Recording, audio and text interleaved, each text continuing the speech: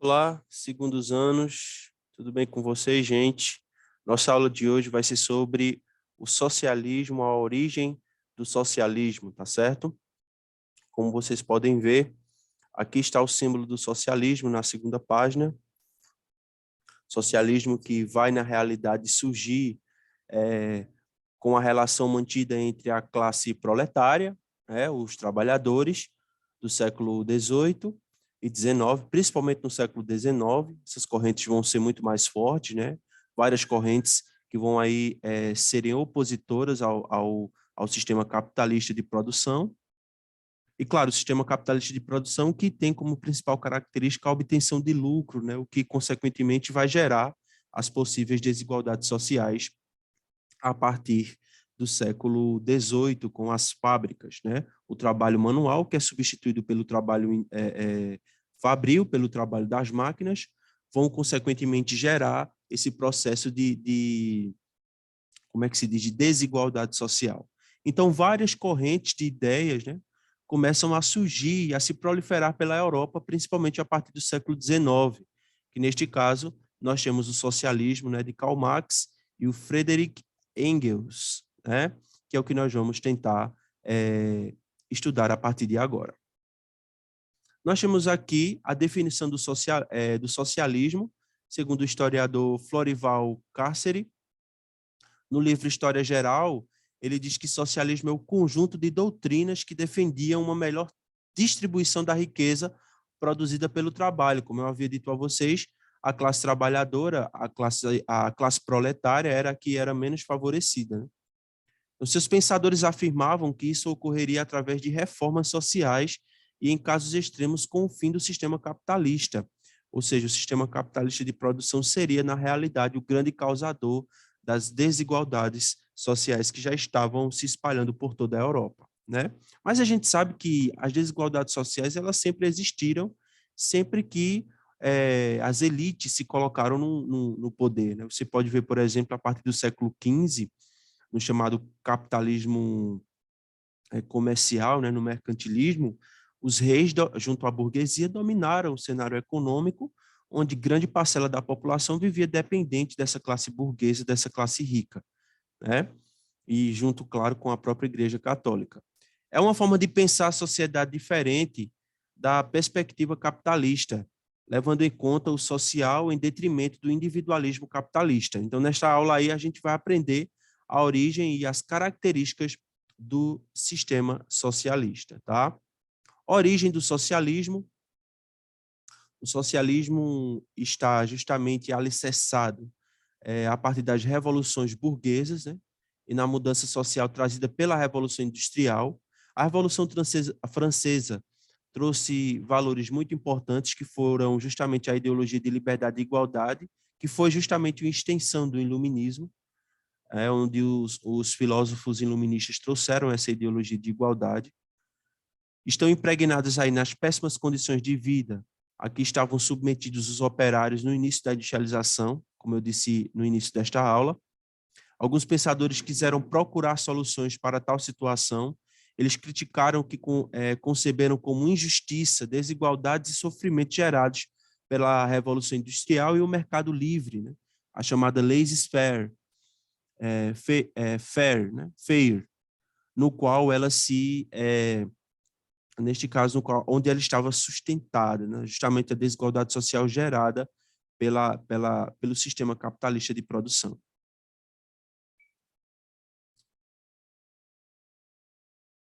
O socialismo que surge com Karl Marx e com Friedrich Engels vão, na realidade, trazer justamente algumas correntes. O seu pensamento vai se estender por algumas partes das sociedades, como, por exemplo, a própria igreja também, né? Como, por exemplo, o socialismo cristão. Mas vamos lá. As correntes do socialismo, nós temos aí no slide sendo mostrado, o primeiro deles, o socialismo utópico, ou seja, acreditavam na transformação social através da livre iniciativa dos homens e da conscientização dos homens. Representantes nós temos aí o Saint-Simon, a administração conjunta de todos sobre a produção, Charles Fourier, criação dos falastérios, e Robert Owen, com cooperativas de produção fundador das trade unions. O socialismo cristão foi uma tentativa de explicar os ensinamentos de amor e de respeito ao próximo, aos problemas sociais gerados pela industrialização. A gente já vê justamente a Igreja Católica envolvida nessas questões. Nós temos aí o Papa Leão XIII com a encíclica que vai justamente tentar intervir nessas questões de igualdade social, que o capitalismo não gerou. Muito pelo contrário, né? O capitalismo gerou uma ideologia de posse, né? Uma relação justamente desigual existente entre o operário, o dono da fábrica, né? O operário, que também era o dono da fábrica, junto à classe trabalhadora proletária, né?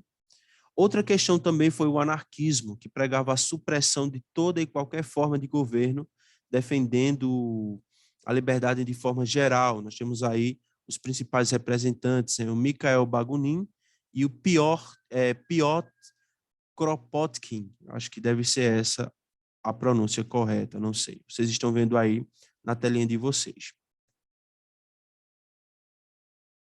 Outra questão também do socialismo é o socialismo marxista, né? O científico, né?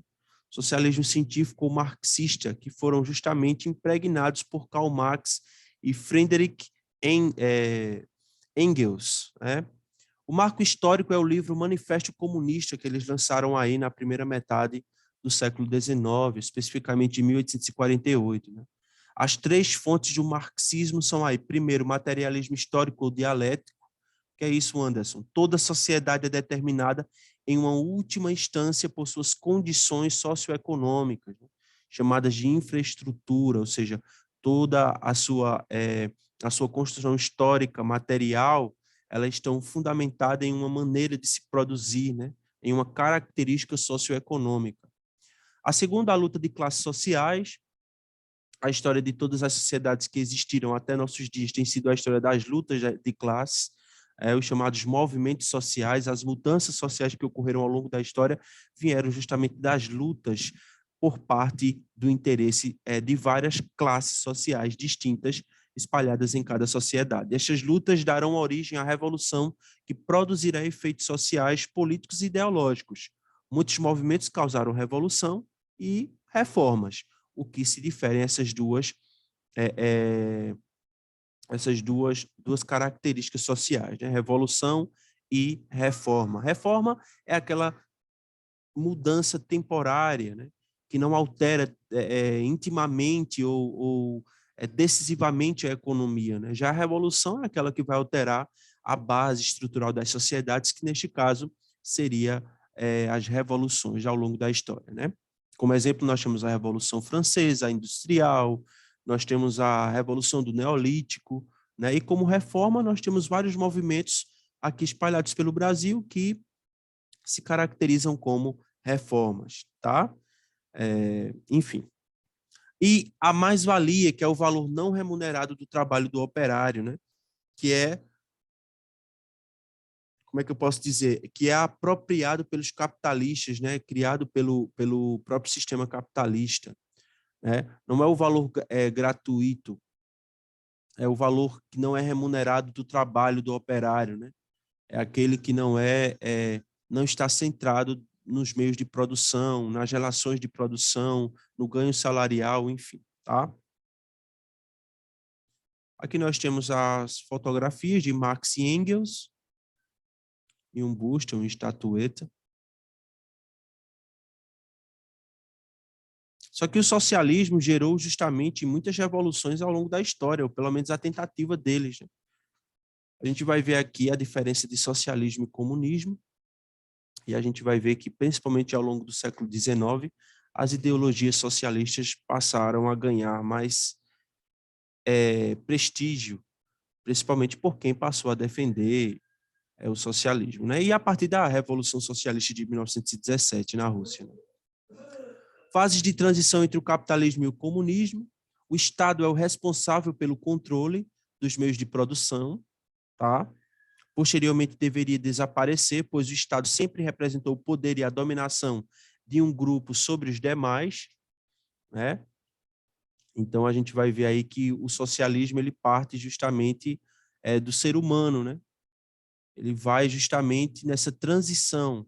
Ele passaria da transição do capitalismo para o socialismo e, consequentemente, a ideologia comunista seria a etapa final e mais elevada desse desenvolvimento, né? Ou seja, o Estado sai e, consequentemente, o povo dominaria o cenário econômico, seria basicamente essa a ideia, tá?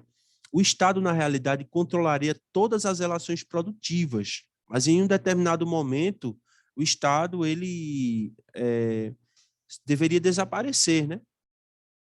Sobre um partido político, sobre um líder que chefiaria as relações econômicas a favor do povo.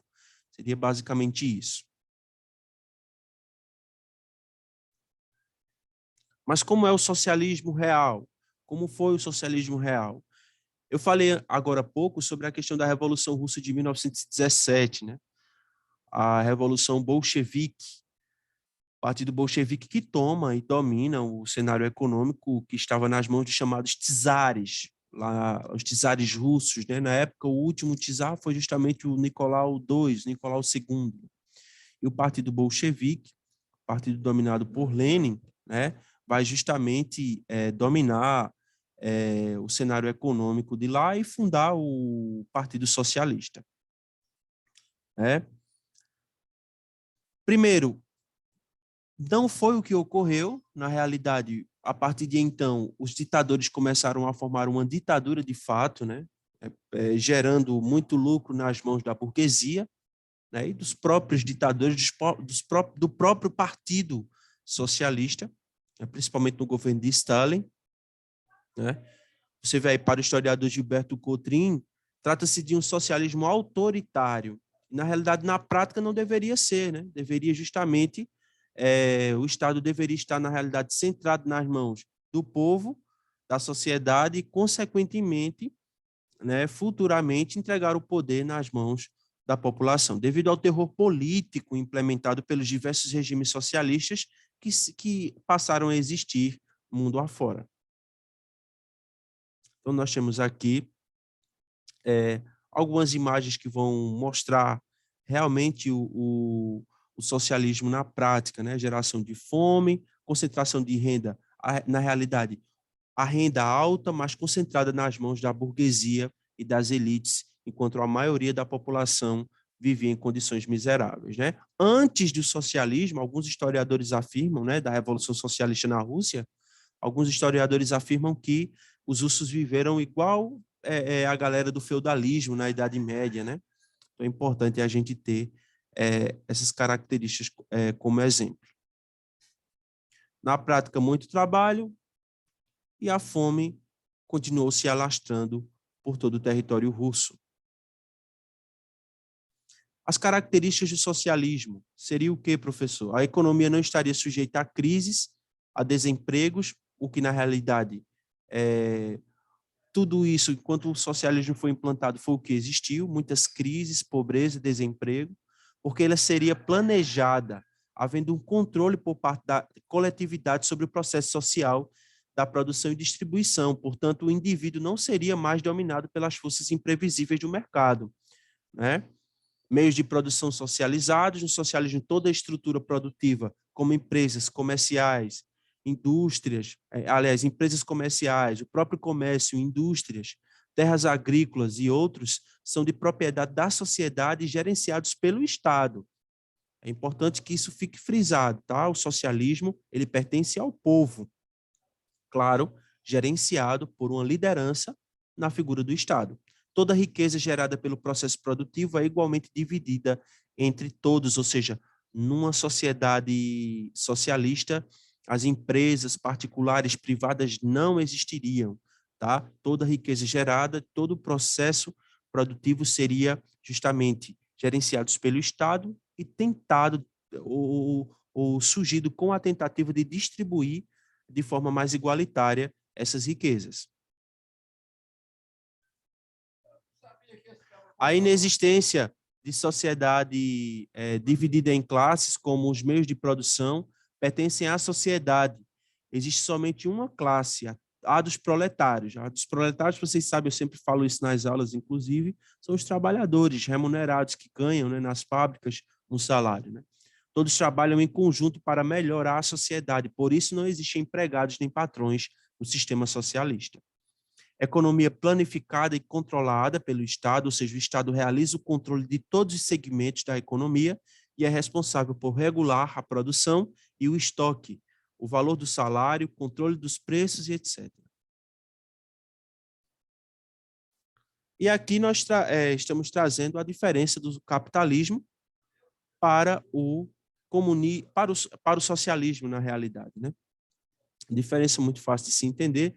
No capitalismo existe a propriedade privada, né, dos bens de produção, ou seja, existe um dono, o dono da fábrica, por exemplo, controle do mercado pela livre concorrência e competição, que já vai ser no século XIX, essa questão da concorrência, né, do capitalismo monopolista, investimentos privados em pesquisas e desenvolvimento de produtos. Hoje em dia,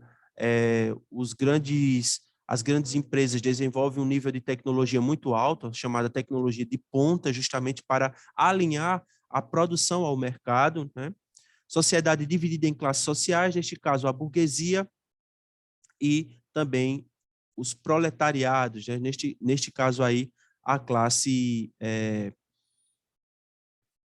trabalhadora. E o socialismo, no entanto, como nós vimos agora há pouco, o controle de bens é justamente controlado pelo Estado, o monopólio de mercado pelo Estado e a planificação dos bens, dos investimentos em pesquisa pelo Estado e a ausência de classes sociais. Neste caso, o Estado teria o controle da desigualdade social. Ok, pessoal. Chegamos ao fim da nossa aula. Eu peço a vocês que qualquer dúvida, por favor, me comuniquem e bons estudos para a avaliação de vocês. E até a próxima, gente. Um abraço para todos. Valeu.